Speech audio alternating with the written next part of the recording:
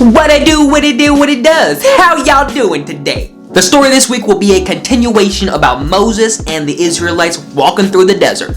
One day, Moses' father-in-law came to visit him while he was at the Israelite camp. His father-in-law's name was Jethro.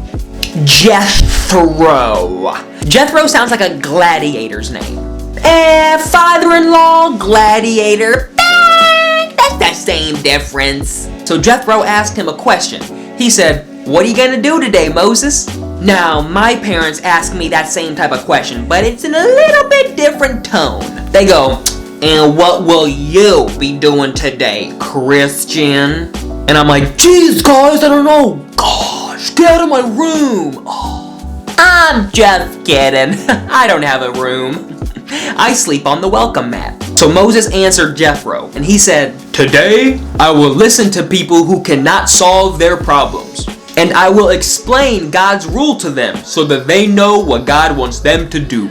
And you may watch me."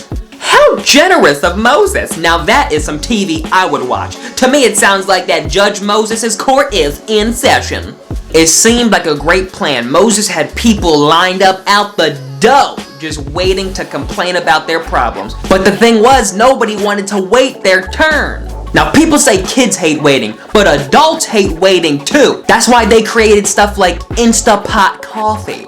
Because they need their coffee beans instantly. They couldn't just wait for the coffee beans to grow and juice them out like the rest of us.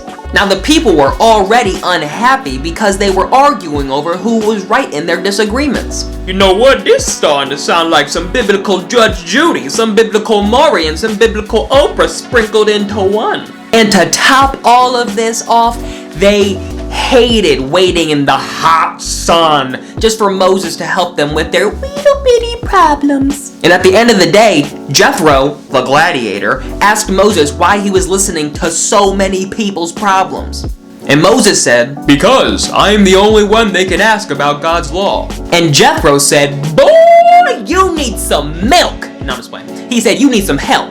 Jethro was like, "Help me, help you, help you, help me, help you, help you, help you, help me, help me, help you, help you, help me, help me, help you, help you would help me to help me to help you to help all the people."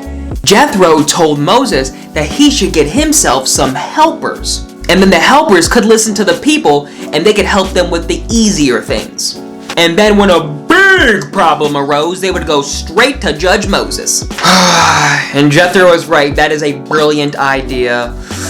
Why do parents have to be so helpful and intelligent? Oh. And then the helpers that Moses picked helped teach the people God's law. And they took the hard problems to Moses. And now Moses had so much more time to help people who really had big problems. And everyone got the answers that they needed.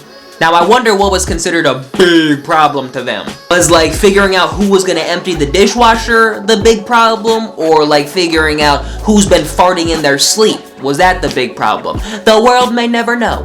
Now, I think that the fantastic message of this story is that you don't have to do everything by yourself. God does not want you to be overwhelmed or overworked.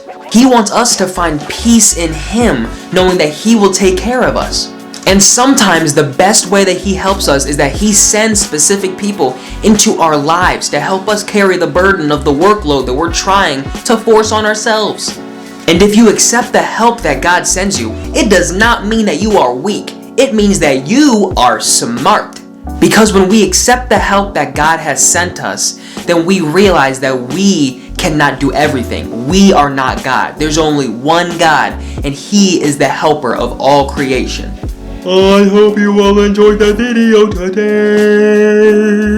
And I pray that you understood the message. The message being that God never wants you to feel overwhelmed or overworked. If you ever feel like either of those, turn to Him and He will give you rest. And He also might throw in a new friend or two along the way. I hope to see you all next week. God bless you, and I love you.